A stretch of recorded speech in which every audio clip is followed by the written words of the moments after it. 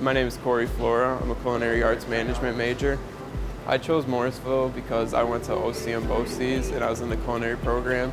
We came here to tour and I enjoyed the hands-on part of it. As a culinary major, we have a lab down here each semester, either working on the line, which the food is served to the customer, or we work in the back doing prep work. This year we're in Culinary 201, which is Advanced Culinary Arts, and we're working on all sorts of prep work in the back, such as cold soups, forced meats.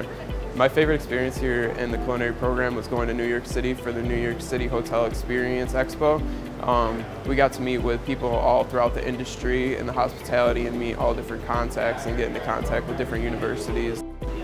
After graduating from Morrisville, I'd like to look around, work for a few bigger restaurants, bigger corporations, and then work my way up. Since I've come to Morrisville, I've learned all about purchasing, accounting, anything that I pretty much need to know for owning a restaurant, how to order, how to receive, how to cook, how to run a restaurant. I would recommend coming and checking out the program because I think you'll fall in love when you come and see the hands-on approach and the kitchen itself and meet the teacher.